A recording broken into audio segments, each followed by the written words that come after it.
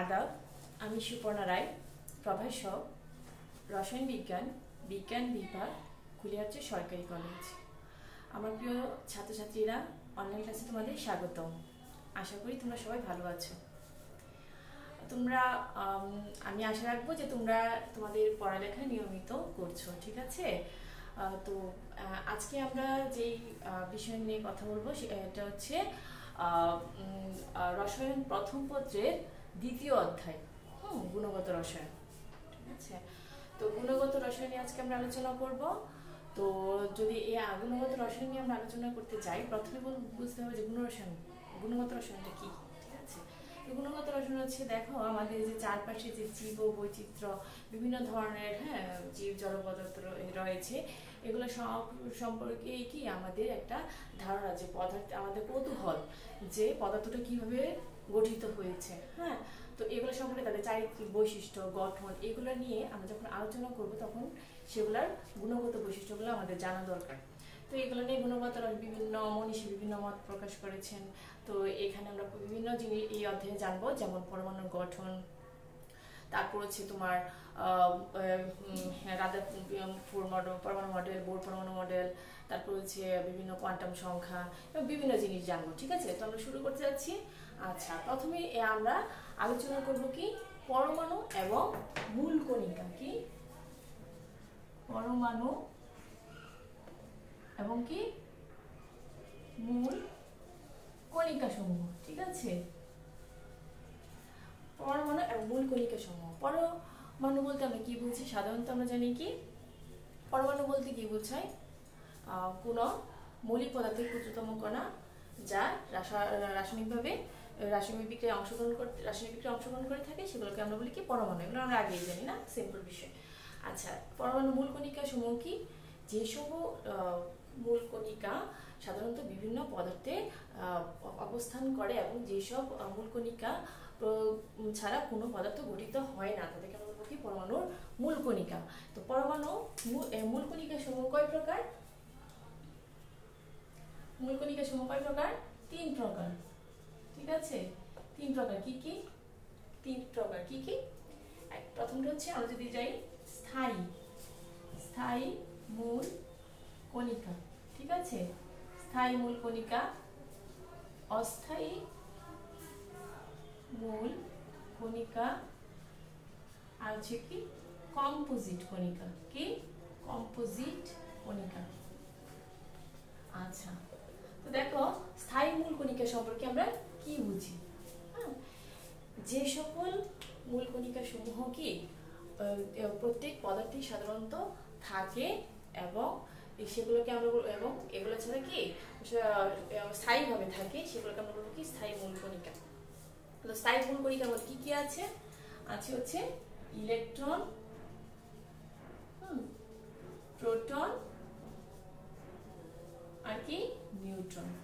এগুলোকে আমরা বলবো কি স্থায়ী মূল কণিকা। এগুলো কি থাকে? স্থায়ীভাবে থাকে। আর অস্থায়ী মূল কণিকা কি? যে সকল মূল কণিকা সমূহ সাধারণত পদার্থ সমূহ কি অস্থায়ীভাবে থাকে, তাদেরকে আমরা বলবো অস্থায়ী মূল কণিকা। এগুলোর মধ্যে উদাহরণ আমরা বলতে পারি কি, যেমন হচ্ছে কি বলবো, যেমন নিউট্রিনো, তারপরে কি অ্যান্টি নিউট্রিনো। উদাহরণ দিলে জিনিসগুলা কি হয়? সহজ হয়। Anti neutrino. তারপরে কি আছে? পজিট্রনো। কি পজিট্রনো, ঠিক আছে? আচ্ছা, তারপরে আমরা যাচ্ছি কিসে? কম্পোজিট কণিকা। স্থায়ী মূল কণিকা এবং অস্থায়ী মূল কণিকা বাদে আরো একটি কণিকা রয়েছে, সেটার নাম হচ্ছে কি কম্পোজিট কণিকা। তো কম্পোজিট কণিকা সেটা সম্পর্কে কি হচ্ছে আমাদের ধারণা আছে, ঠিক আছে? তো আমরা সবকিছুই জানলাম, স্থায়ী মূল কণিকা, অস্থায়ী মূল কণিকা আর কি কম্পোজিট কণিকা। ক্লিয়ার?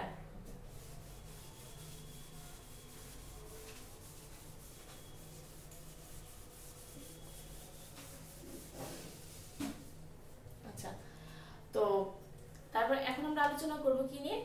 এখন আমরা ইলেকট্রন। ফার্স্টে আমরা আলোচনা করছি স্থায়ী মূল কণিকার প্রথম ধাপ কি হচ্ছে? ইলেকট্রন। ইলেকট্রন নিয়ে আমরা আলোচনা করি।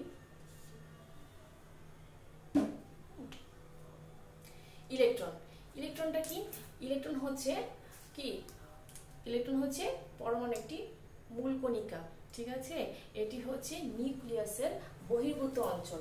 আমরা একটা চিত্র দিলে আমাদের জিনিসগুলো সহজ নাকি? এটা যদি আমি নিউক্লিয়াস ধরি তাহলে এটা কি হচ্ছে, এই যে ইলেকট্রন কি তার চারপাশে ঘুরছে, এটা যদি নিউক্লিয়াস ধরি, তার মানে কি বলতে পারি নিউক্লিয়াসের চারদিকে যে হ্যাঁ আবর্তনরত মূল কণিকা সেটাকে আমরা বলবো কি? পরমাণুর ইলেকট্রন, ঠিক আছে? এটা কিন্তু সাধারণত ঋণাত্মক চার্জযুক্ত হয়ে যায়। ইলেকট্রনের চার্জ কি? ঋণাত্মক চার্জযুক্ত, ঠিক আছে? এর ভর হচ্ছে 1.6 into 10 to the power inverse 19 coulomb, ঠিক আছে? এখন আমি এটাকে, এটার মান কি হবে? হ্যাঁ নেগেটিভ হবে, অর্থাৎ এটা কি ঋণাত্মক চার্জ। হ্যাঁ, আর এর ভর হচ্ছে 9.11 into 10 to the power inverse 28 গ্রাম।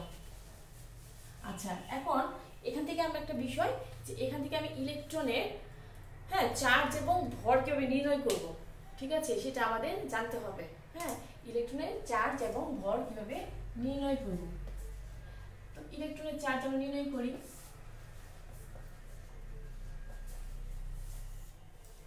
ইলেকট্রনের চার্জ, হ্যাঁ এটা আমাদের শিখতে হবে। ইলেকট্রনের চার্জে আমরা যখন বের করব তখন কিভাবে বের করব?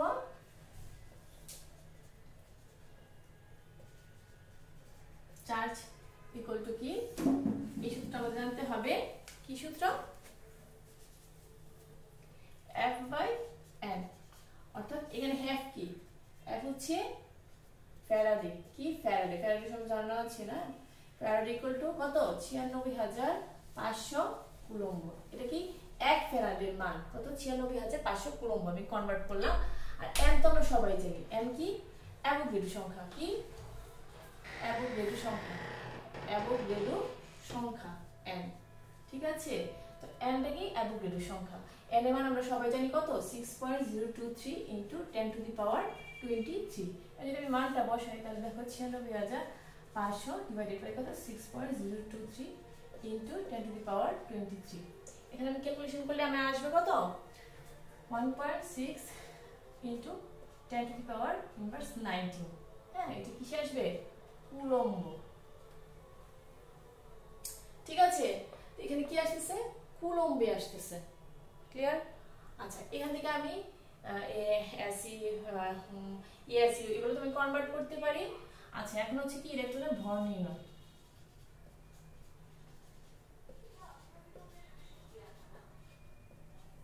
ইলেকট্রনের ভর নির্ণয়। ইলেকট্রনের ভর আমরা কিভাবে নির্ণয় করব? তাহলে এখানে আমি কি পেলাম? এটার মানটা পেলাম। দেখো ইলেকট্রনের চার্জটা কিন্তু ঋণাত্মক, বলে রাখলাম কি চার্জ হবে ঋণাত্মক। আচ্ছা, এখন থেকে ইলেকট্রনের ভর নির্ণয় করব। ইলেকট্রনের ভর কিভাবে নির্ণয় করব? আমরা জানি এই অ্যাভোগাড্রো সংখ্যা দিয়ে কাজ করব। তাহলে লিখতে পারি 6.023 ইনটু 10 টু দি পাওয়ার 23 সংখ্যক, হ্যাঁ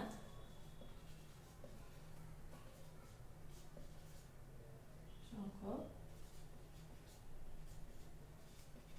হাইড্রোজেন পরমাণুর ভর কত?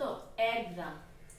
কেন হাইড্রোজেন পরমাণু? এখানে আমি বের করব, বা 1 গ্রামে আমরা লিখে কনভার্ট করব কত? 1.00 এরকম হয় নিয়ার অ্যাবাউট, ঠিক আছে? আচ্ছা, সুতরাং আমরা যদি একটি হাইড্রোজেন পরমাণুর ভর নির্ণয় করতে চাই তাহলে কি আসতেছে? 1.00757 ডিভাইডেড বাই কত? 6.023 ইনটু 10 টু দি পাওয়ার 23, ঠিক আছে? এই যে মানটা পেলাম, এটা কি এত গ্রাম। আচ্ছা, এখানে আমি হাইড্রোজেন পরমাণু কেন বের করলাম? কারণ আমরা জানি একটি ইলেকট্রনের ভর তার হাইড্রোজেন পরমাণুর ভরে কত? 1836 ভাগের 1 ভাগ, ঠিক আছে? তো আমি এখান থেকে আমি ইলেকট্রনের ভরটা বের করতে পারবো। তো যেহেতু এটা আমরা বের করলাম হাইড্রোজেনের পরমাণুর ভর, সেখানে আমরা লিখতে পারি এখন, সুতরাং ইলেকট্রনের একটি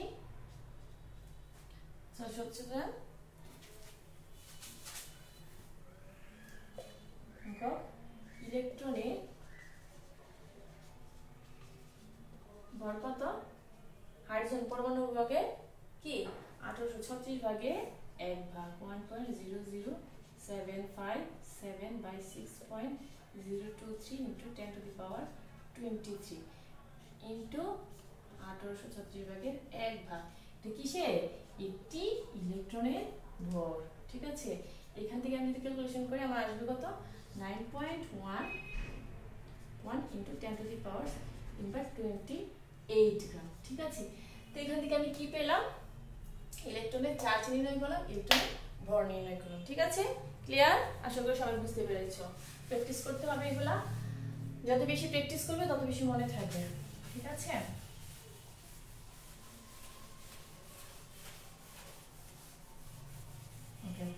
এখন আমরা আলোচনা করব কি নিয়ে? এখন আমরা আলোচনা করব প্রোটন নিয়ে। কি নিয়ে আলোচনা করব? প্রোটন। প্রোটনটা কি? প্রোটন হচ্ছে ইলেকট্রনের মতোই আরেকটি মূল কণিকা, হ্যাঁ, পরমাণু। এটি সাধারণত কি থাকে, পরমাণু। এটা সাধারণত আগে পড়েছিলাম যে ইলেকট্রন হচ্ছে ঋণাত্মক চার্জযুক্ত, আর এখন পড়বো প্রোটন হচ্ছে কি ধনাত্মক চার্জযুক্ত। কি বলবো? প্রোটন হচ্ছে ধনাত্মক চার্জযুক্ত। ঠিক আছে, তো প্রোটনটা সাধারণত কি আমরা ওইভাবে বলতে পারি, একে আমি কি দ্বারা প্রকাশ করা হয়? H+ দ্বারা সাধারণত প্রোটনকে প্রকাশ করা হয়। হ্যাঁ, এটা কিন্তু আমাদের লেখার মধ্যে আবার সুন্দর করে বুঝিয়ে দিবে। ঠিক আছে, এইভাবে। হ্যাঁ, আচ্ছা, তো এই প্রোটন বলতে আমরা কিভাবে আমরা ওইভাবে বলতে পারি যে যখন হাইড্রোজেন পরমাণুর কক্ষপথে একটি মাত্র ইলেকট্রনই যেটা কক্ষপথ থেকে যদি আমি অপসারণ করি তাহলে, হ্যাঁ, যে ধনাত্মক আধানে পরিণত হয় তখন তাকে আমরা বলবো কি? প্রোটন। ঠিক আছে, তো প্রোটনের আমাদের চার্জটা এরকমই 1.6 × 10⁻⁹ কুলম্ব, কিন্তু এটা তো আমার হচ্ছে ধনাত্মক, প্লাসে আসবে। ঠিক আছে, আর এর ভর Sm। তো আমরা এখন প্রোটন সম্পর্কে জানলাম। ঠিক আছে, তো প্রোটন সম্পর্কে জানলে তারপর নিউট্রন, তারপর কি? নিউট্রন। তো নিউট্রন সম্পর্কে বলতে গেলে আমরা বলবো কি, যে এটা হচ্ছে কি চার্জ নিরপেক্ষ। হ্যাঁ, অর্থাৎ কি, এটা হচ্ছে পজিটিভ এবং নেগেটিভ, হ্যাঁ, এটা থাকবে না, এটা কি চার্জ নিরপেক্ষ হবে। ঠিক আছে, যদি আমি হ্যাঁ নিউট্রনকে যদি আমি ভাঙি তাহলে পাবো কি প্রোটন, হ্যাঁ, আর হচ্ছে কি পাবো কি ইলেকট্রন। প্রোটন হচ্ছে ধনাত্মক আর হচ্ছে কি এটা হচ্ছে ঋণাত্মক। সুতরাং নিউট্রন হচ্ছে চার্জ নিরপেক্ষ। ঠিক আছে, ওকে। তাহলে আমরা পরমাণু মূল কণিকা সম্পর্কে ধারণা পেলাম, ইলেকট্রন কি, প্রোটন কি, নিউট্রন কি, হ্যাঁ, এগুলা। ঠিক আছে, তো এখন আলোচনা করব কি নিয়ে? পরমাণু মডেল। কি? রাদারফোর্ড পরমাণু মডেলের, রাদারফোর্ড পরমাণু মডেলের কি আলফা কণা বিচ্ছুরণ পরীক্ষা। আমি চিত্রটা এখানেই, তাহলে তোমার সুবিধা হবে। চিত্রটা এখানেই, তাহলে তোমাদের সুবিধা হবে। ঠিক আছে,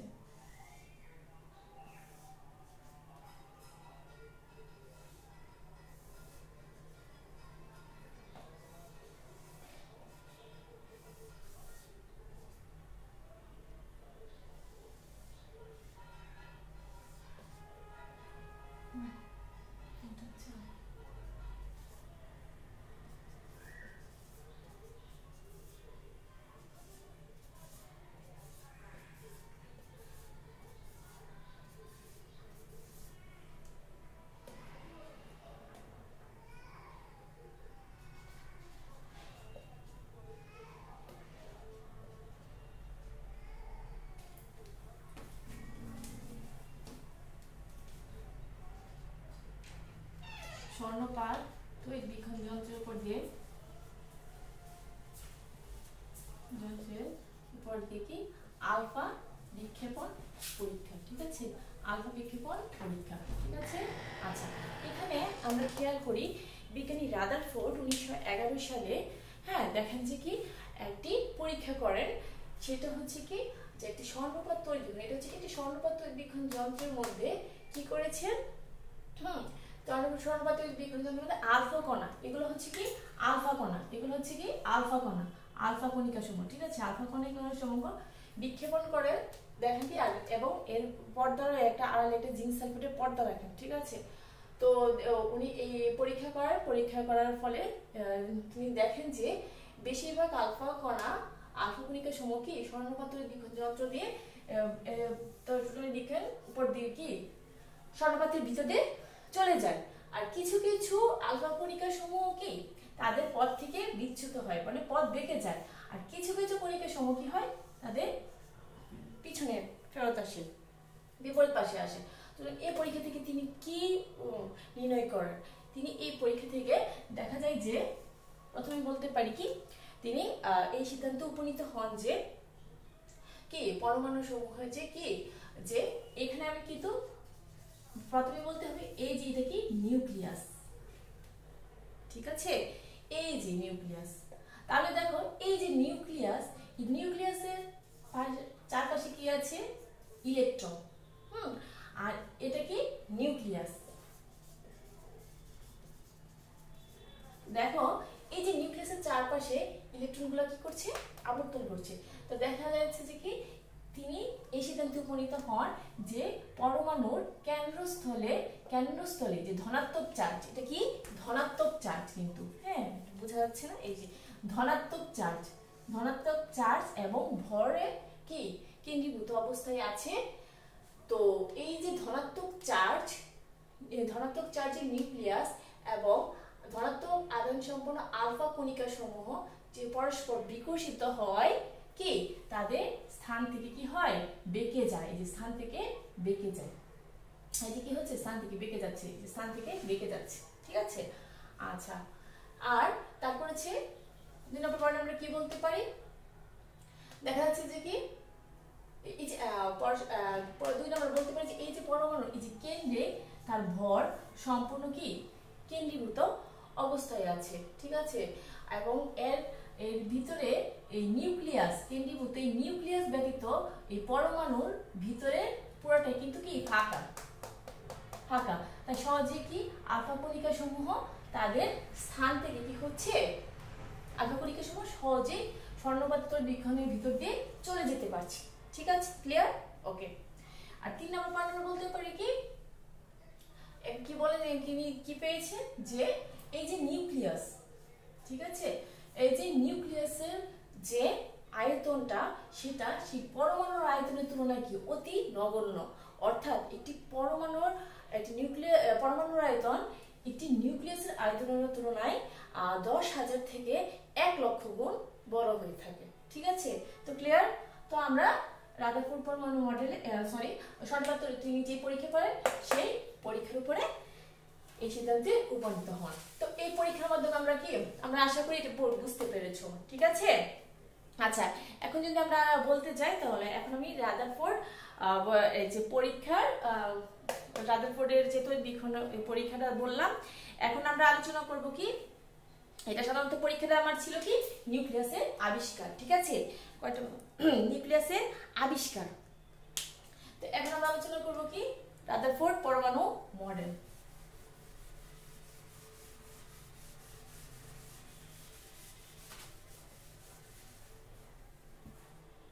এটা কি রাদারফোর্ডের পরীক্ষা শেষ হলো। দেখো পরীক্ষার মধ্যে কনফিউজ করবে না, এটা এতক্ষণ যা পড়ালাম সেটা ছিল রাদারফোর্ডের পরীক্ষা, আর এখন পড়াবো রাদারফোর্ডের পরমাণু মডেল।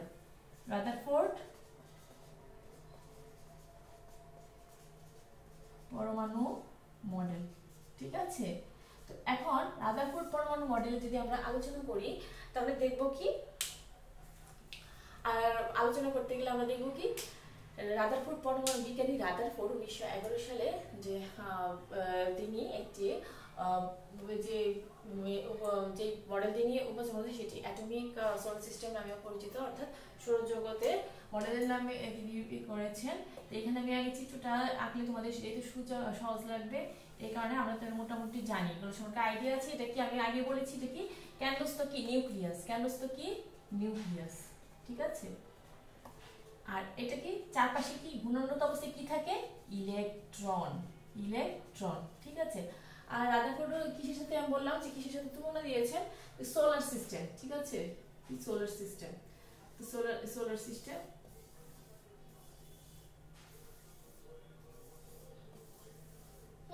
সোলার সিস্টেম এটা হচ্ছে নিউক্লিয়াস আবর্তিত, আর এটা হচ্ছে চিত্র হচ্ছে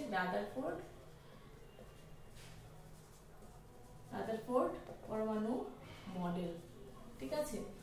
আচ্ছা, এখানে দেখো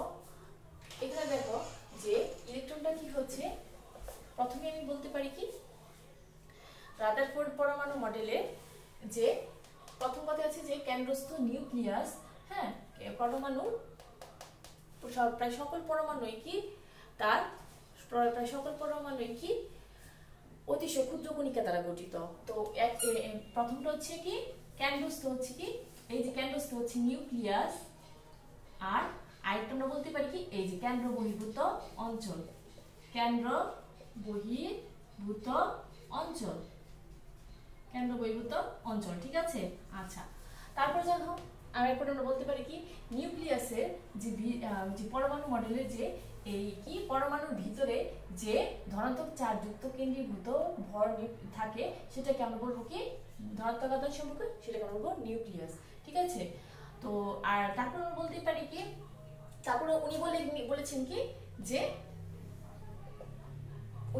কি যে এই যে পরমাণুর প্রায় সকল ভর তার কি এটাতে কেন্দ্রীভূত অবস্থায় থাকে, ঠিক আছে, প্রায় সমস্ত ভরেতে কেন্দ্রীভূত অবস্থায় থাকে, তাই নিউক্লিয়াসের ভরটাই কি তার মৌলের পারমাণবিক ভর, ঠিক আছে। তো ওনার এই পয়েন্টটা আমি আগাচ্ছি, ঠিক আছে। তো আশা করি 3টা পয়েন্ট বুঝতে পেরেছো। তারপরের পয়েন্টটা হচ্ছে কি, তারপর উনি বলেছেন কি এই যে সোলার সিস্টেম, ঠিক আছে, সোলার সিস্টেমে কি বলছে এই চারদিকে কি ইলেকট্রন, এটা কি ইলেকট্রন, এই যে সোলার সিস্টেম অর্থাৎ এই যে রাদারফোর্ডের পরমাণু মডেল সৌরজগতের ঘূর্ণায়মান ইলেকট্রন সমূহ কি নিউক্লিয়াসের চারদিকে পরস্পর কি আবর্তন করছে।